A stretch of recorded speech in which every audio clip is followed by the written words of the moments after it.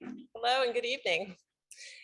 Thank you for joining us tonight. I'm Tracy Lesterer. As you heard, I'm the new executive director here at the Center for Fiction. And welcome. I can't tell you how happy we are to have you here with us this evening and to join us for this reopening event. The Center for Fiction is the only nonprofit literary organization in the country solely devoted to uplifting fiction and storytelling in all its forms. Every day we work to connect readers and writers.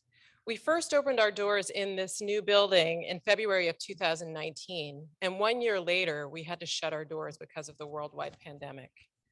It's been a long year, but we're here and we're back and we're celebrating our 200th anniversary. And tonight's program is to kickstart that year. We are delighted to have Kia Corthron with us, who was our 2016 First Novel Prize winner.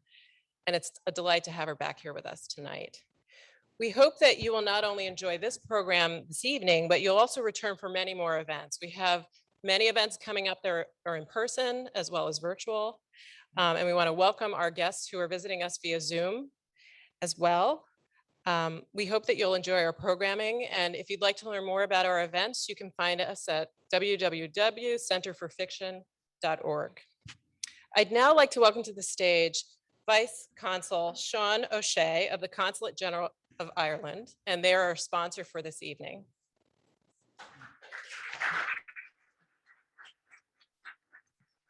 Thank you so much, and good evening, everyone. Really delighted to be here this evening. We have a great tradition of literature and literacy in Ireland, and the Consulate is really pleased to support the Centre's really important work in encouraging people to read and to value great fiction, and of course its work in supporting the creation of that great fiction. We're a proud member of the Centre and worked with them earlier this year to give away copies of James Joyce's Ulysses, but we also of course support their work with more contemporary authors in all stages of their careers, and I'm particularly pleased to be here tonight to celebrate the launch of Moon and the Mars. The book's narrator, Theo, is of course a mixed race girl with an Irish mother and a Black father, and it's really good and important that this story is being told. There are in fact, of course, many Americans with both Irish and African roots, and part of our mission at the Consulate is to make sure that we reach out and embrace all of those in our diverse diaspora.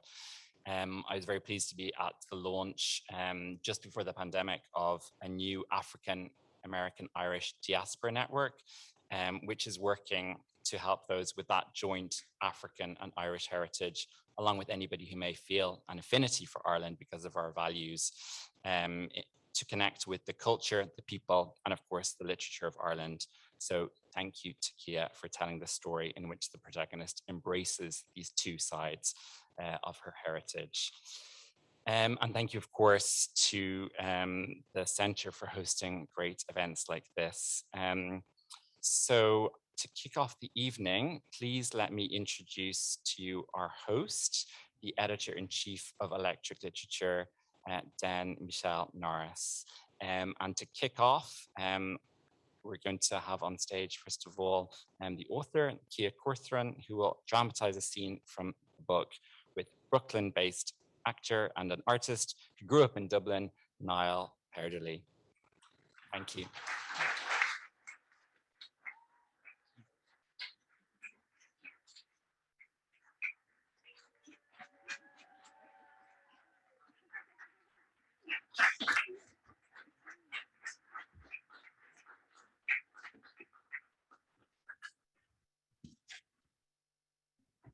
Hello. Oh, I'll take this off.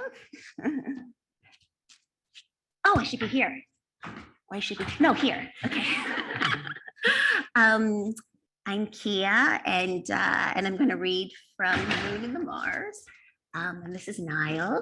So I'm going to read a chapter, and then we'll read a short piece. Niall and I will read together. So Moon and the Mars takes place 1857 to 1863 in Five Points, which is downtown New York City, which was the most impoverished district of Manhattan.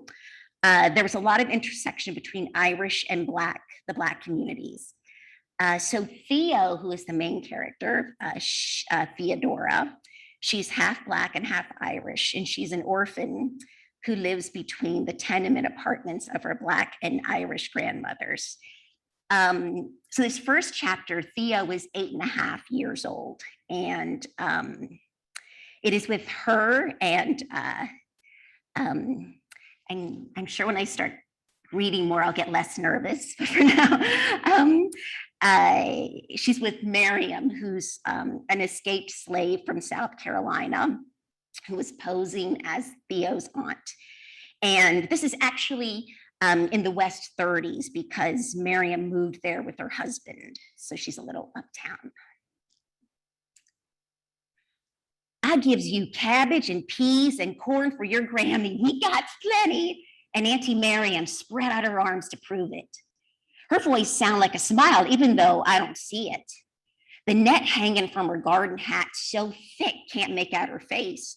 Her garden gloves cover her hands, though now and again she slip them off brief, let the earth pour through her fingers. You're good at gardening, Auntie Miriam, as the ace ricer, South Carolina. And cotton picker? Auntie Miriam shake her head. Rice and cotton, two different skill. Take train and stop! As much obliged for your help, Theo, but what you just pulled was not a weed.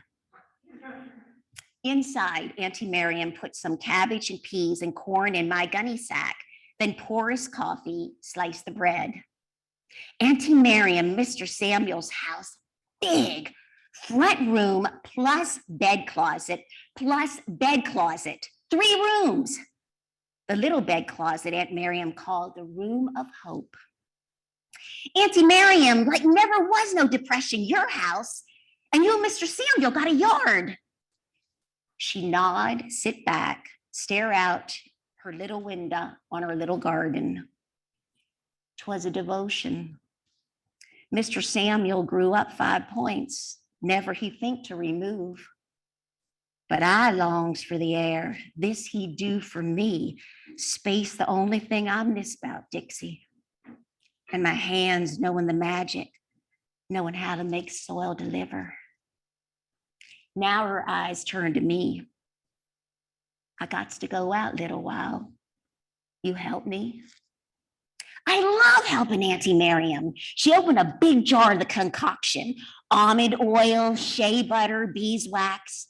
While I spread the liniment over her left arm and hand and back of her neck, she stared into her little round looking glass set on the table, applying it to her cheeks and chin and forehead and eyelids. Auntie Miriam looked funny, light skin her face and neck and hands, and dark everywhere else. But face and neck and hands, the only parts shows when she out and about, so them's the places she need to potion. Here's what I reckon. Auntie Miriam remember Miss Sally, colored boarder who make herself light and pretty for the gentleman, and Auntie Miriam want to be with the fashion. Auntie Miriam, Africa at home, mulatto in the street. I amble with her to Mrs. Philippa's down in Little Africa, Greenwich Village. Auntie Miriam hand Miss Philippa some coin, and Miss Philippa passed Auntie Miriam a little pouch. Miss Philippa give a few instructions, and that's pretty much all the words they use up. I stroll with Auntie Miriam back up to the 30s. Guess you's big enough. There's days I worries. Slave catcher right round the bend, but other days figure it never be. My master bother. Years I'm right and being cultivated, yet not once he planted in me, nothing fertilized to increase his crop of darkies. You understand? I nod, but I don't know what Auntie Miriam's talking about. In the distance, the thunder rumble. And I knows Mr. Samuel and me only married a short spell.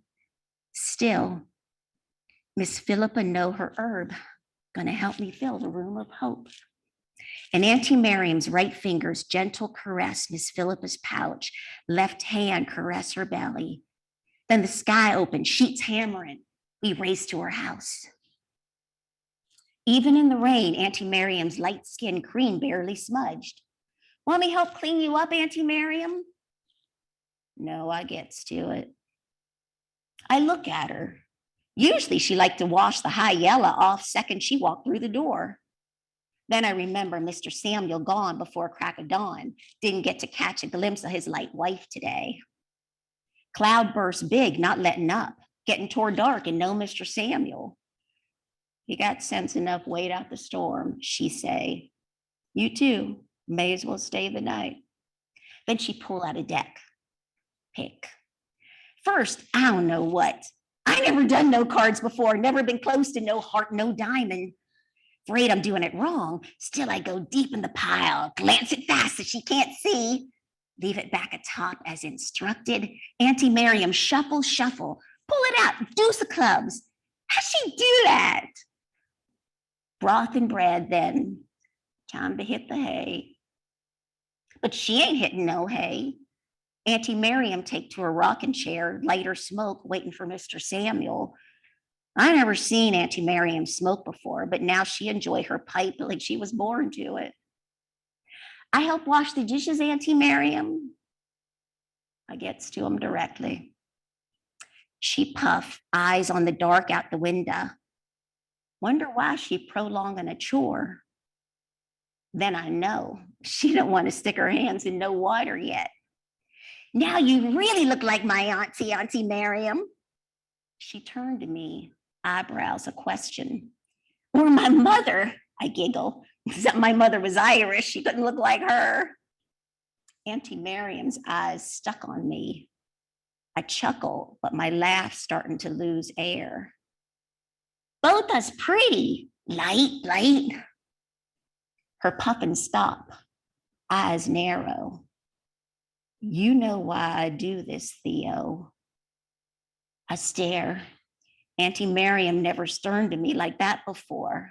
I nod. Then why you natter on?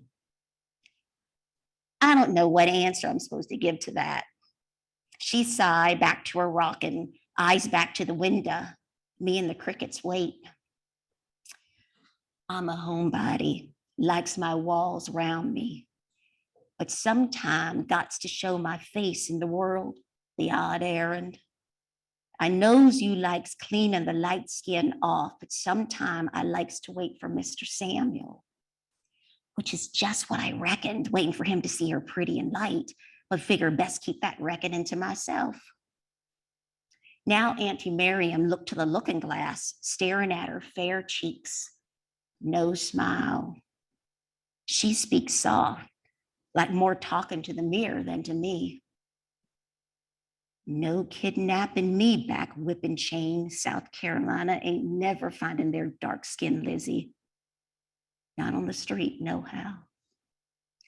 Then we both quiet till the yawns sneak up and bellow. In my dream, I'm walking down Broadway with Auntie Miriam, and here come the slave catchers. Then I see Auntie Miriam forgot to put on her light-skinned disguise. Scared for her. You see, Lizzie, one of them say. I shake my head, no, but surely they see my heart pound through my chest. Then Auntie Miriam beside me take the laughing, hold her belly, rolling on the ground, the funniest joke. I start to smile, then feel my water.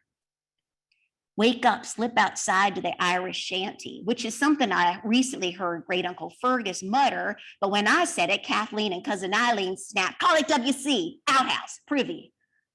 Outside, no more rain, just the mud. Walk back when I'm done, on the stoops, a pail of water for cleaning dirty feet. Rub them till they glisten, then step inside. A murmur from the other bed closet. Mr. Samuel must have come home while I was emptying myself. Creep back to the room of hope. Notice the other door ajar.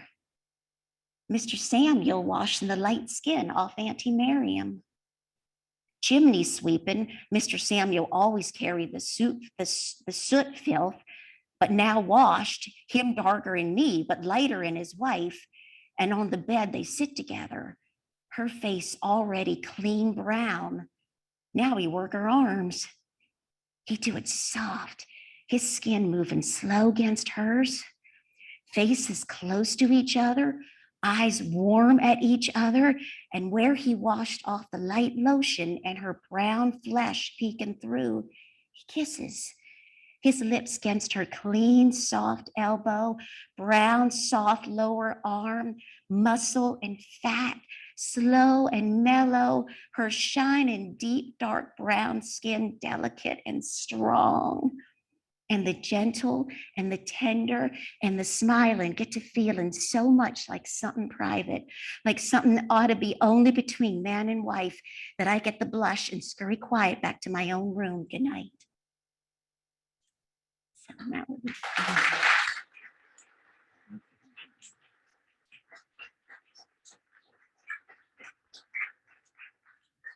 And so this piece is actually is the year before. It's early in the book. So Kieran is a boy that's come to stay with her from Ireland, who like 5 weeks ago arrived and is staying with her Irish grandmother. And this is St. Patrick's Day, 1857. So Kieran is 8.5, and here Theo was 7. Grammy peel a potato. About time to bid old Nuala farewell. She say, picking up the sharp knife and looking to Kieran. You or me? Kieran stare at her for a second, turning shamrock green. In the courtyard, he hold Nuala by the neck. She ain't clucking now, she's squawking. Thought he was going to twist her neck. Grammy's after saying this is quicker. Sorry, Nuala. Then he lay her down and he slashed quick, but the end don't come quick. Nuala screaming. Kieran hold her neck, cut her head off, her feet still run in the air. Let her go! I never seen a chicken running with his head cut off before. I hurt her, no need to shame her too. Then Nuala's legs slower, stop. You're good at farm work. Never I killed the chicken before, but once I seen it done. Not us. One time we had a chicken, but we were after keeping her. Eggs. I know where farms is, right on Manhattan Island. Small farms uptown, they need no help. Or have it already, I asked. You didn't go high enough. 60s? 80s? Higher, 110, 120, Harlem, all farmland. He looked at me. 12.5 cents, the New York and Harlem Railroad, 2 bits, both of us. Both of us. I'll come with you. I've been to 100th, to Jupiterville, but no higher. I never been on a train before. I want to see the big farms, the drawbridge. They say there's a drawbridge way north over the Harlem River. I never seen a drawbridge before. I never been to Harlem before. Why ain't she? Nobody gone with me. Sure, you always travel alone. I shrug. They only just started letting colored on some of the streetcars. I don't know about the New York and Harlem Railroad. And Harlem's white. Don't know what they think about colored. Or Irish. But we find out together, run away fast together if we have to. Kieran tilted his head like a puppy with a question. Then some other thought grabbed his head. Yesterday, a man called me a white nigger. Sometime the nativists call Irish that. Sometime the nativists call colored smoked Irish. I'm both. Now a question mark floating over Kieran's skull. My papa was colored. I'm half colored, half Irish. Looked like this be new information to Kieran. He'd take a think on it. And where come the quarter for the streetcar? Scraps! We'll collect them to sell. We might have to save up. And were I to get to work, you'd be needing to come home alone. I'll walk down to my Auntie Eunice's. She's 86. Kieran's eyes on me, but his mind making calculations someplace else. Nuala's blood dripping through his fist.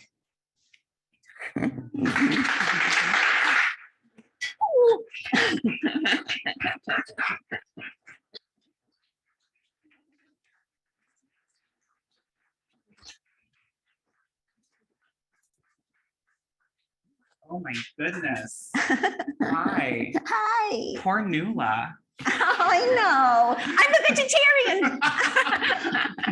But I had to be realistic. You had to be realistic. Listen, they had to do whatever they could to survive, and I think many of us feel that way now.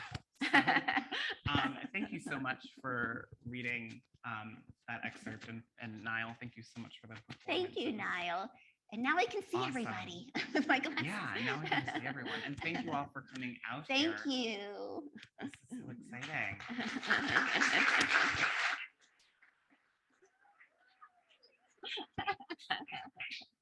So I think the first thing I want to ask is just I want to ask about the genesis of this novel. Where did this idea come from? I'm curious about the time and the energy that you spent with it to bring it from, you know, the very first words on the page to this moment. Yeah, well, I was interested. Well, 5 Points as a neighbor was just very fascinating to me, and I was very interested in the Black and Irish relationships there, and also how it differed from Black and Irish relationships in other parts of the city. And so this is a girl. In one way to explore both communities, I decided the idea would be to have a girl who was half Black and half Irish, since that happened all the time there. Other parts of the country, and actually other parts of the city, that sort of, you know, intermingling was, as they used to say, miscegenation, was, you know, trashy, they thought, you know. Right, So right. it wasn't so much, you know, we're gonna, you know, lynch. It wasn't like that sort of thing, that it was a dangerous thing. It was just considered low class, and yeah.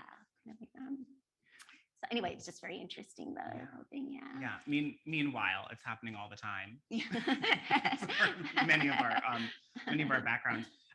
That's really interesting, because one of the things that struck me about the novel as I was reading was the presence of New York, and the fact that I think this is a part of New York sort of lore that is not all that well known. Mm-hmm. I certainly had no knowledge of this until the book came into my lap, and it really feels like its own character in the book. It's both for everything that it is and represents, I think, for Theo and for her communities, and also for everything it represents for folks around the world. People are literally coming here to escape their own persecution, and she's sort of thrust in the middle of that. And so, and I'm going to ask about that too, but I want to ask about just, yeah, the process of writing New York, of doing whatever research you had to do. It felt like a love letter to the history in a way, reading it to me. Yeah, I think it kind of is. It's yeah, it is kind of a love letter to New York at that time. And I think it's fascinating to me, all that history. But if I weren't a New Yorker, I think it would be a different book, because I think it sort of comes from having my heart here. I mean, I grew up in a small town in Western Maryland. It was actually in Appalachian, Maryland, so you could walk to West Virginia. But I've lived in New York, you know, decades. So so I'm very much a New Yorker, and yeah, I think that was a special draw for me. And then we were talking upstairs a little bit that I did spend just like a month in Ireland a couple of years ago, traveling around a bit, and so, which was really important for me for those particular, that half of her family. And so yeah, I mean, it's sort of like the story starts like there's 36 chapters, and the first chapter is her regular life, and she's kind of a girl that's the heart of both her Grammys, and she loves it, you know, on both sides of the family. And then the second chapter, there's these two newcomers, which we just read, Kieran, the boy from Ireland, and Miriam, the escaped slave. And so both those, it's sort of her trying to find her place in in both her families, because she's no longer the center of attention as she used to be. And yeah. Yeah. Well, and the novel, I feel like the novel's epic, even though it doesn't span like a huge period of time, but it still feels like it's very epic to me. That's like a word I would use to describe it. But one of the things that's interesting is that she's at the heart of these two families that have these two sort of different and opposing identities. And then she's thrust into this scenario where there are folks who have greater need maybe than her, that that she and the families are helping and working with. And it struck me that this book is really at the heart or intersectionality rather. Intersectional identities are really at the heart of this book. And I don't know if you've ever felt this. I've often felt that people have, and sometimes the industry a little bit to an extent, has asked me to sort of lean into one identity more than another at different moments in my life. And I'm not a pie and I can't like do that. But I thought that I was thinking about that for this girl because she's so young, although she grows up a bit over the course of the novel, but she's so young and she's navigating all of this. And I wondered what it was like for you to think about, I guess, writing that, and if you were thinking about intersectionality sort of actively as you were writing it, or were you just so into it that you were thinking about her from that perspective of being a little girl? Yeah, I mean, I was just very much absorbed into the character, but this runs from her being 7 to 13, and then there's an epilogue years later, but the crux of the book, she's 7 to 13, and so part of it was, I mean, there is cooperation between the communities. Sometimes there's competition between the communities, and then sometimes there's like huge tension, and all that happens. And I was starting with a child who grows into seeing it more than she would see it as a small child, and that was part of one of my challenges, is because I wanted at sometimes because it's in first person, so it's completely her perspective, but I wanted at times for the reader to be wiser about what's going on than she would be as an innocent child. And that's yeah, so hard to do. Yeah, Right? it was. You do it beautifully. In some ways, I think her age allows the reader to kind of make some of those leaps because she starts with it so young. But this is also, the voice is extraordinary. The voice is extraordinary. The writing is extraordinary on the sentence level. And so I have a bunch of questions kind of about that. I actually want to say something about something else you said, though, when you were talking about the people with greater need than she, because one thing about the book, even though I deliberately took the most poverty-stricken neighborhood, and there's a depression that happens, which is always worse in the poor, and so all that stuff goes on, but there's no like self-pitying, it's all like, it's not about we're poor. And it's also the thing you said about, some people with greater need, because it's all relative. In some ways, poverty is relative. Yeah, absolutely. And I wouldn't say that she's even thinking of it in that way. Yeah. That's like that's my lens that I'm looking at it as a reader. Oh yeah, no, I wasn't saying that, but but that was something that it was almost like once I decided this was the neighborhood, then, and partly because she is a child, she doesn't have to think about that stuff. She's thinking about if she's hungry, but and they're, as children, they work all the time in the economy, but for her it's fun. It's a lot of fun to do these little jobs. For Kieran, it's a greater need to sort of be of use, and so for him, he always wants to stay working. For her, she likes to have, the extra money, but as long as she's not completely starving, she's okay to just run around and have fun. So yes, yeah. She was so fun. Like, she's a fun character to read and mind to inhabit. Yeah. I'm curious about the choice to inhabit a young voice, and what was that like to write? Like, how challenging was it to sort of hear the voice, or to try and render it on the page? Did it flow really easily? I always find it to be so difficult, and I'm so amazed when writers do it so beautifully. I'm actually good with kids' voices. I actually like to do that, and like some of my plays have kids and things like that. So sometimes I think I'm better with it than adult voices, but Yeah, no, I actually really like the I sort of bringing that uh id that becomes less and less id as you get older, but it's just like, when she's small, it's it's especially like what's going on right now, what's fun, what's having a good time right now, and then as it sort of peels away and she grows and matures. Yeah. So and then there was also an issue of her language as she matured, and also when she started going to school. And so Yeah. no, actually, I like the kids' voices. Yes.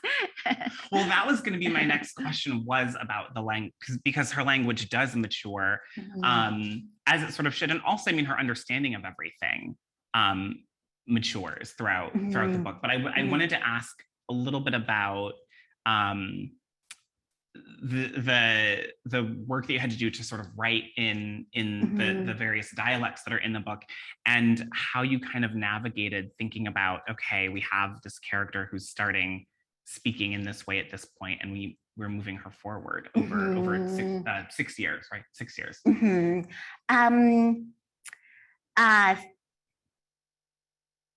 For me, because I am good with children's voices, for me, the big challenge was to make the Irish as authentic as possible.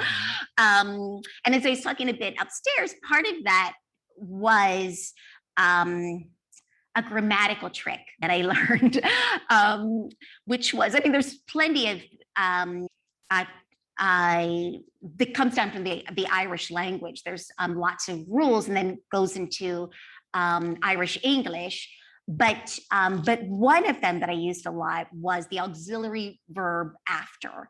So so instead of saying, we were talking, I went there, you could say, I'm after going there. So so that helped me a lot to sort of get into. I actually wrote a little essay about it, because it wasn't that I needed to write an accent because people are reading it. What I needed was to find the syntax in a way that would suggest to the reader the accent, and then they can fill in the rest. So I just had to come halfway that far for the reader.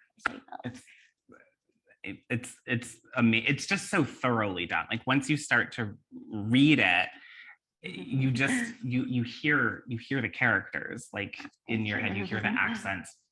And I just thought, I can't imagine doing the research that it took to accomplish that. And the other thing was Miriam, because I've read plenty of plantation novels by African American writers, and still, I just want to make sure you don't go to that cliche, So in terms of like slave language, so that was another thing that I was very conscious of, that I wanted to make herself, her authentic self. Yeah, and I also thought you did that beautifully. Was it like confusing to sort of have both of those kinds of dialects and voices in your head at the same time as you were writing this book? I think it helps that I was a playwright, so I could do that. Yes, I could do a bunch at the same time. Yeah. Once I figured it out, then I could do it. But I just had to get it, once I could hear it myself. And then you were able to get it done. I mean, that's fantastic. Can you tell us more about the travel that you did to Ireland and some of the research that you did to sort of just like ground yourself in the book? I'm just fascinated by that. Oh yeah, so it was a couple of years ago, and I'd always wanted to go to Ireland anyway, and then this made it finally, when I was doing this book, finally happened. So I sort of did a U around the country, and I was very fortunate that a friend of a friend let me stay, and she's a writer herself. So I got to stay at this place in County Clare, and then I had this residency in County Kerry, very much in the middle of nowhere. I was telling everybody it was this little town. It was like population like 335 or something, like 335 people, and they had their little St. Patrick's Day parade. It was so cute, and we weren't even in. We had to walk. It was like 4 miles to get to that town because we were really in the middle of nowhere. It was so beautiful. it's totally what I think when Kieran talks about the beauty of the land where I came from. I was totally thinking of where I was at that place, and also there's sort of these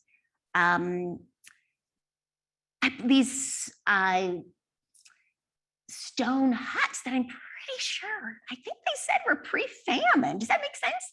I think they're pre-famine. Yes, yeah. So it just being in that atmosphere was so amazing. And then I went to Dublin, which was a totally different thing. But it's funny because I got to see at the theater there. I'd always heard of the theater in Dublin, that I got to see theater there. And then I went to the last thing. A friend of mine had a Fulbright in the north, and so then I got to a little of Northern Ireland. And so, and it was, every single place I went, it was just very different. And County Kerry, where my characters are from, a lot of it, I could not understand what the heck they were saying at all. but it was different because then, like I was saying, the person that there was an MC for the little St. Patrick's Day parade, totally understood him. So it ran the gamut. So something that went in my book, I wish I'd taken his name because he was a cab driver that gave me the ride. I took a bus and then to go way out to the residency. And there was something he said that really stuck with me because he said, "Never been to Ireland before?" And then I said, "No." And then he went on a long monologue, like all this stuff was great, right? And but there's something he said that really stuck with me is he was talking about after the famine, he said, we lost trust in the land. And he said, that's why American Irish are urban. And that really stayed with me. And I put something in the novel there. Amazing. The lights going up. I have one kind of quick question, last question that I wanted to ask, which is just the last thing that I was sort of struck by while reading was that I felt like this book really kind of touches on a lot of things that we're dealing with right now. And the cultural conversation at this moment is dealing a lot with refugees. And that's kind of reflected in this book. And I just wonder, obviously you didn't know what was going to be happening when the book published when you were writing it, but I guess I'm curious, like, how are you thinking about that now, having written this book that feels timely in this way, and it just has happened that... Yeah, no, I was actually very conscious of it because it was the last presidential administration when I was writing a lot of it, so I was very conscious. Right. Which is the only, which by far was not the only anti-refugee administration, but it just became so extreme then.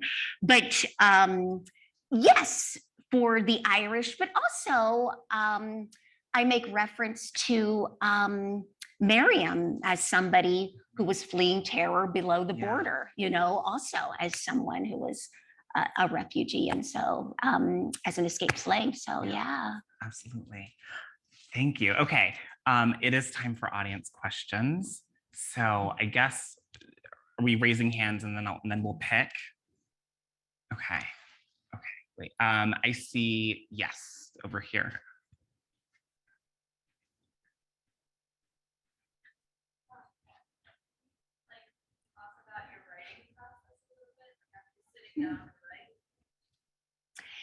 Sure, yeah. Are you a writer too? Oh, good. Are you fiction? Well, I was terrified to start writing this, and I did so much research before I ever wrote. Well, before I really sat down to write it, I actually was at McDowell at the top of 2017 in the winter, and it's when I'd read a book, some research, a little research, and I was trying to decide whether I was going to write about this. And what I read, the first scene that I read, that chapter, was actually one of the very first things I wrote, even though it's in the second section of the book. And people really responded to it. So I thought, oh, I should keep going with this. But then I really threw myself in the research. I was just really scared because of the voices, because, there are plenty of novelists that don't have much or any dialogue, but especially because I come from theater, I define my characters through dialogue. That's how I write. And so I was just so nervous about getting them wrong. And then I finally knew that I could do this forever. I have to stop and write. And I also knew that the only way I was going to learn the characters is to keep writing and rewriting, and the next time it would get better and better. So so with this particular novel, also because there's so much history, I would also, once I did start writing, I would look at a certain historical year, because it's divided into sections based. There's 1857, then 1858, to each of those 7 years. Find out what I felt were the most interesting historical events and how they would pertain to my characters, and then divide into chapters. And then, so with this novel, history, it's going into the Civil War, so it's looming over them the whole time. In some ways, because it's a child, I could step out of the history more so than if it were adults. So it could have been all just the history, because they would have been so focused on that. But because it's a child, it wasn't just about that. She had and even as she's growing, to 13, she's becoming wiser in many ways and more aware. But she's also growing into puberty and her sexual awakening and all that. She's got that going on. So it's not. Yeah, did that answer your question? Okay, good. Let's see. Another question from the audience. Okay, I saw one over here, and then I think over there. So let's go over here, and then I think there was another one in the middle. When do you know if it's a book versus a play? You know when it's an idea, do you decide while you're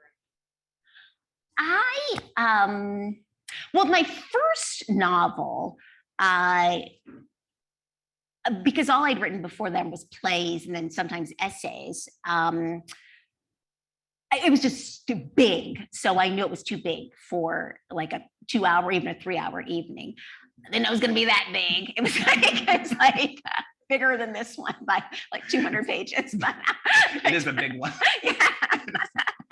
But I knew it was going to be bigger than a play. But this, on the other hand, having written a novel, this would never have been a play. Like I always set out for it to have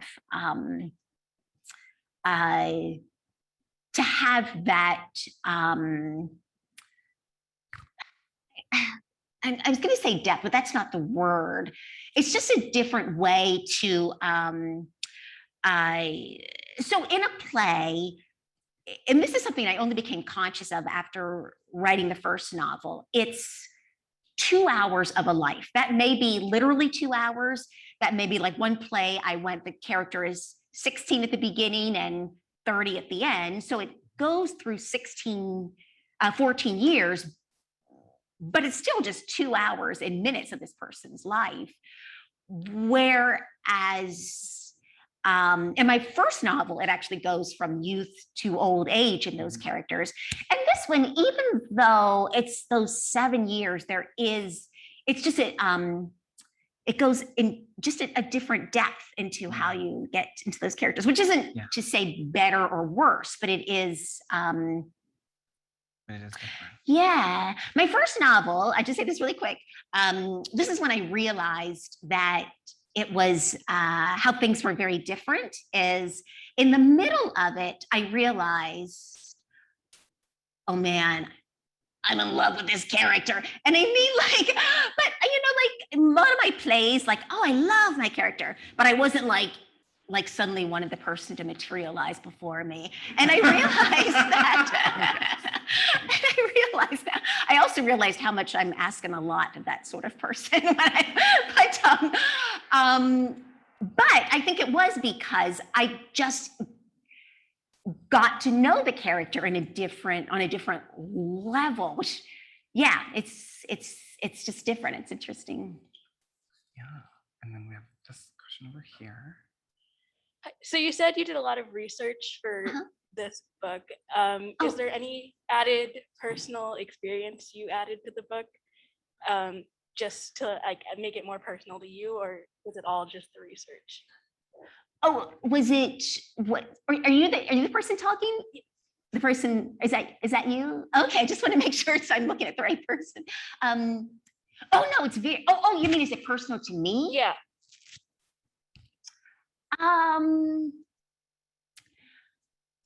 Yeah, I mean, Theo's probably a little hyper. I'm a little hyper. I mean, it's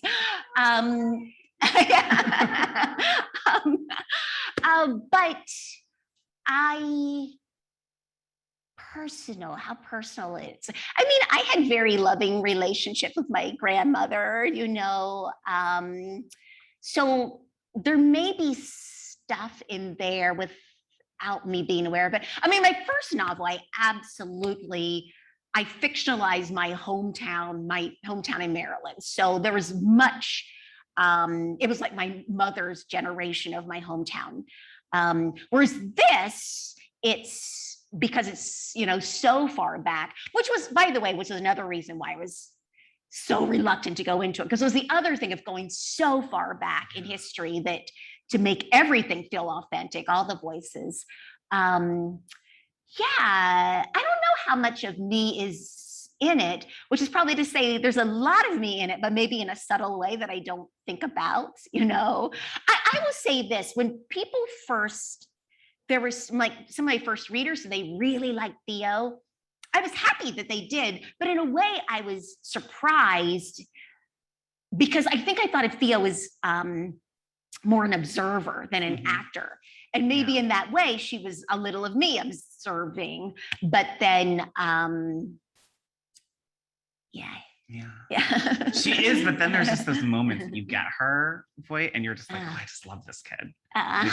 For me. Okay, we have I know at least one more question in the middle. And this is going to be our last question. Okay. Okay, I didn't think it was going to get to me. I'm really interested in what you said about being in love with the character and having the character be so real to you. Was that different when it's so much farther back in history? That's a great question, because that is exactly what I wanted not to happen, for it to feel distant. And so that's exactly what I was afraid of, that I couldn't go there. And I kept working and working till I did, because it was really important to me that when people read the book, that it feels that they are there, that it's that alive for them. So that was a great question. Yeah. Awesome. Okay, well, thank you all. Thank you. coming.